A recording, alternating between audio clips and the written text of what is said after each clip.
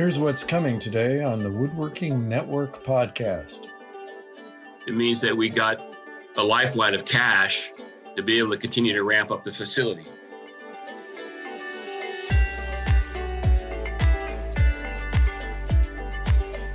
Welcome to this episode of the Woodworking Network podcast. Join us as we explore the business of woodworking, big and small, and what it takes to succeed.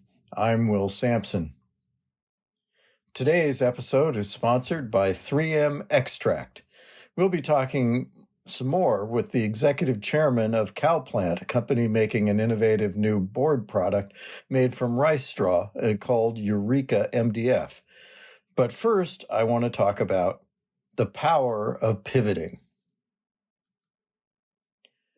Setting goals and reaching them are two different things. Dreaming up where you want to be is easy, but it takes a combination of careful planning and perseverance to actually reach those goals. I'm fond of the Prussian military strategist Karl von Clausewitz's advice. Every plan is a good one until the first shot is fired. If nothing else, the pandemic has taught us that we must be creative and flexible as circumstances can change dramatically in an instant to put our well-thought-out plans into complete disarray. Sometimes when we are forced to quickly change direction, the solution gives us an even better result than we had planned for in the first place. Establishing goals is good, but fixating on them and on a particular path to the goal can create trouble. I've taken a number of wilderness survival courses, and as a young newspaper reporter, I covered a fair number of cases of missing hikers or hunters. In the classes, I learned that fixating on a specific goal can easily get you into trouble as you try to reach a certain destination despite losing daylight or good weather. In the missing hiker or hunter stories, often that's exactly what happened. The person just had to get somewhere, even though the trail was harder than they thought, or the directions were not so clear. Then they got disoriented and lost their way until the rescue crews found them. I once covered a story in which a prominent local politician's teenage son took his girlfriend on a four-wheel drive adventure in the snow in the Sierra foothills of Northern California. When they didn't return on time, a search was organized. Rescuers found the teens and the truck stuck in snow with not enough traction. Rescuers just lowered the tire pressure a bit to increase the grip and drove the truck right out. I commented to the politician, Dad, that it was too bad his son didn't know that trick. He laughed and said, No, if he did, he just would have gotten stuck farther up the trail. When we fixate on a particular goal and path, we also lose sight of potential opportunities that might crop up along the way. Some of those opportunities might be even better than what we had chosen for our original goal. The 3M scientist who invented the Post-it note famously was working to find stronger, tougher adhesives when he happened on a formula that created a lightly bonding adhesive that could be reused. It took him years to find a use for this seemingly inferior adhesive, and it didn't happen until he partnered with another scientist who needed removable bookmarks that stayed in place. The two scientists teamed up to make what eventually became Post-it notes. Very few of us end up where we predict. Something happens to change our plans. We pivot. We change course. We take advantage of unforeseen opportunities. Or we pass on opportunities offered to stay on our old course.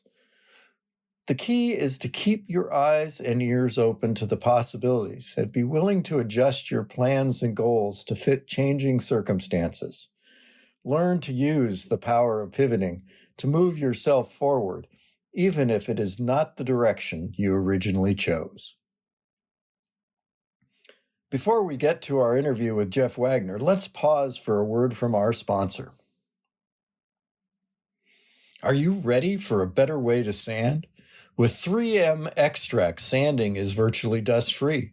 The new 3M Extract system includes new net sanding discs, random orbital sanders, and portable dust extraction units that capture up to 97% of the dust generated during sanding. Here's how it works. The net backing in the discs enables optimal dust capture through the vacuum sander, while ceramic 3M precision-shaped grain delivers an industry-leading cut rate. Want to learn more about the 3M Extract Clean Sanding Solution? Go to 3mextract.com. That's 3mextract.com. 3M Extract, sanding reimagined. Now let's get to my interview with Jeff Wagner, Executive Chairman of CalPlant, talking about new developments related to Eureka, a new MDF board product made from rice straw waste. Hey, our guest is Jeff Wagner, Executive Chairman of CalPlant, a company that has been working to develop a new MDF product called Eureka based on rice straw. Welcome back to the Woodworking Network podcast, Jeff. Thank you, Will. Good to be back. Now, your new product, Eureka MDF, was officially launched back in November 2020 with a state-of-the-art facility in Northern California after many years of development. But the pandemic has complicated rollout of the new product, and recently CalPlant announced a restructuring plan. Can you tell us a little bit about that and update us? Yeah, I sure can. Since last time we talked,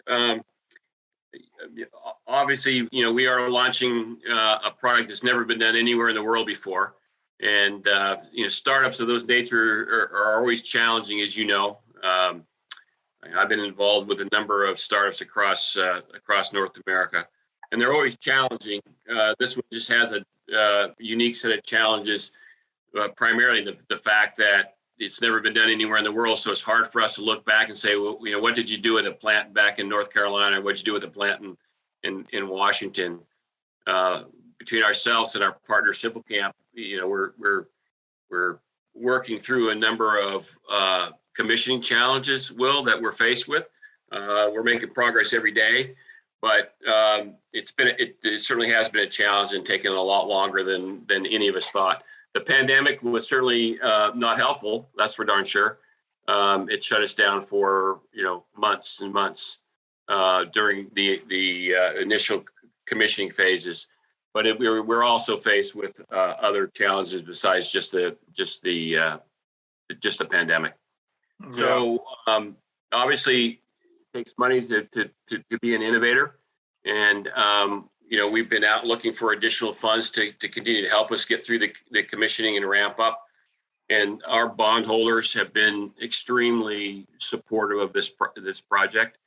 And we entered on October 5th, we entered into a plant support agreement with our bondholders.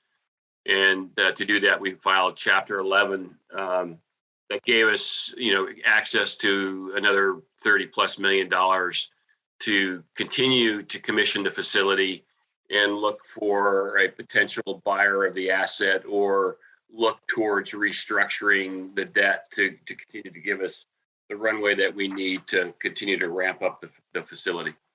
Now, what does the restructuring plan and your efforts to find a buyer mean for existing users of the product? Look, I think we've done a fairly good job communicating that. I think there's a stigma that comes with the word bankruptcy. And a lot of people don't understand the difference between a Chapter 11 and a Chapter 7 and that sort of thing. Right. Yeah. This is a planned bankruptcy, so we went into it with a plan, and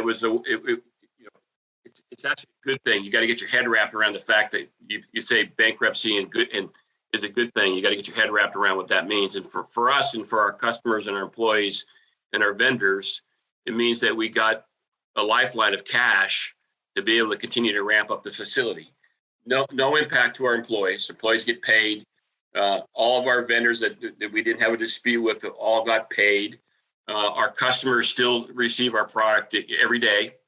And our customers have been extremely supportive of the product. They're excited to have the world's first rice straw MDF in their hands, and we continue to work with them as we continue to ramp up the facility. We also continue to work with our customers to develop the grades and the product and the quality they're looking for their applications. So, what about on the supply side with the rice farmers and all? Yeah, one of the things that the plant support agreement did for us, Will, was that they allocated enough cash in this funding to buy straw this year. Uh, we had no plans to buy straw this year because we didn't have the money to be able to do that. And as we speak, last week we started taking straw deliveries into the facility again, and that straw really, is straw that we won't use until 2022, late 2022 probably. So our bondholders are looking, not just at the short term, but the long term view as well. So I think our grower community, understands, the challenges of startup. I suspect at times they may get frustrated with us because of our up and down nature, but that's part of starting something up. And I think we're grateful to have them, and I think that in the long run we'll have a continued long-term strong relationship with our growers and our balers and our truckers in the area.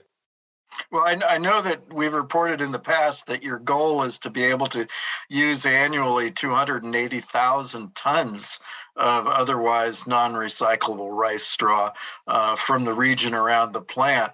Where are you in relation to that goal? It sounds like you're building a bank of materials. Well, we if you were to drive by the facility or come by and visit us, you'd notice there's an awful lot of straw out there now. There's enough straw out there now to get us through all of the rest of 2021 and all of 2022. So we carry a large inventory of straw. Just, as you think about your raw material base, you've really only got 3 months to bring it in.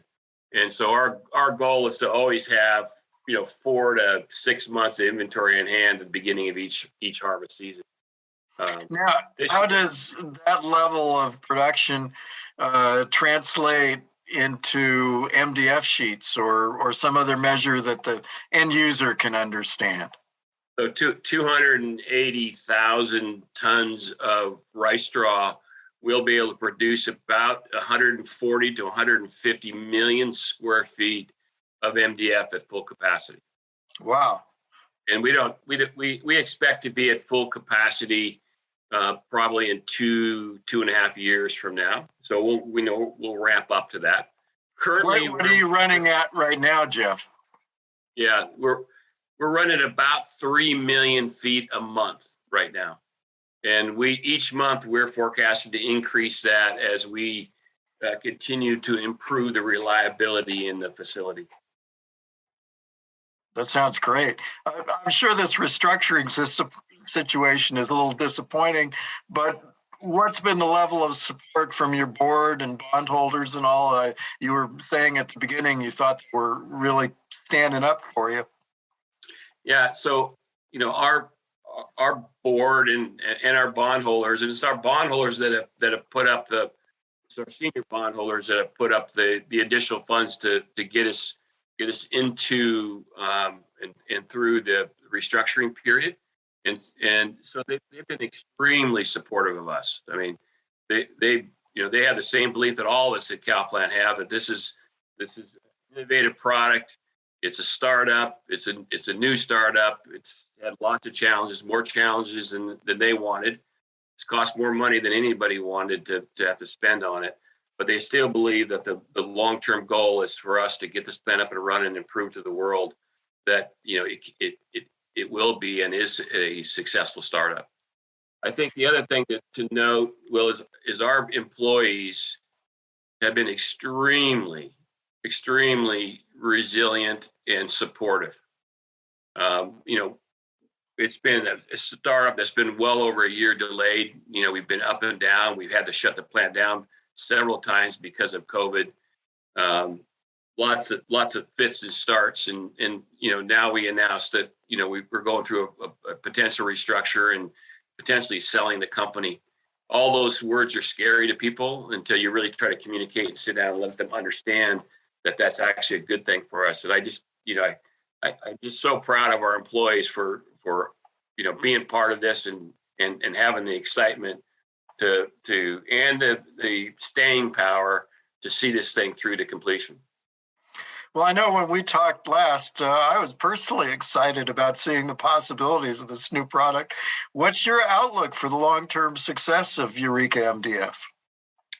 Oh, I'm extremely positive. We're going to be successful.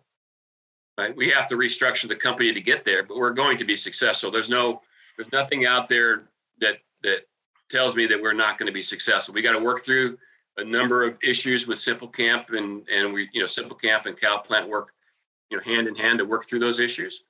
But we're going to get through it. There's the equipment that we have there is top rate, world-class quality equipment.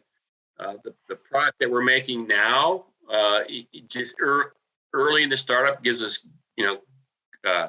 great hope, and not even hope. I would say it gives us great confidence that we'll continue to be able to improve the quality of our product. Our customers are excited about it. So, Saturday, we set a plant record.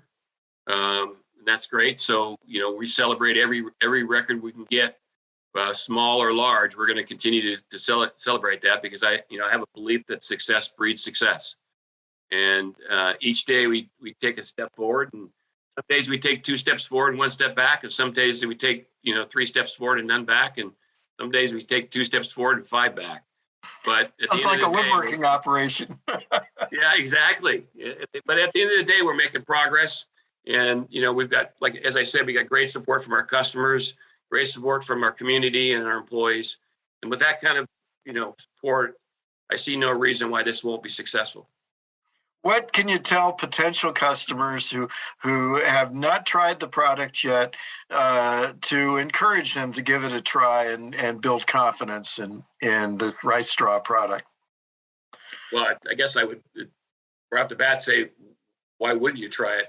Why wouldn't you want to be part of something that is the most innovative product in the forest products industry in decades? I'm no spring chicken. And I've been involved in the forest products industry for well over 40 years. And, this has got to be one of the most innovative products come along into the marketplace that I've seen in decades. So I would say, give it a try. You're gonna fall in love with the concept. You're gonna fall in love with the product. We're not all the way to A grade product yet, but I think everybody that has tried our product can certainly see the path to making Eureka A grade, the most innovative product in the marketplace. Well, that sounds good, and I know that I'm going to be following your progress on, and I do want to come out and visit the plant and see what's going on, and try a sample of the product too, because I do think it's exciting to take something that is a waste product that is not good for anything and has caused waste problems in the past, and turn it into a productive material. That's just a really great story. Yeah, it is a great story, and we appreciate your interest in it. And as I told you before, you're always welcome to come up and visit us. That sounds really good, Jeff. Well, I appreciate you following up with us and helping fill our audience in on the latest updates, and we will be following your progress. Thanks a lot. Okay, thank you. Have a safe day. You too. That's it for today. If you're looking for more of our podcasts, you can find all of them at woodworkingnetwork.com/podcasts and in popular podcast channels. Be sure to subscribe so you don't miss a single episode. Thanks again to today's sponsor, 3M Extract. If you have a comment or topic you'd like us to explore, contact me at will.sampson@woodworkingnetwork.com. Thanks for listening.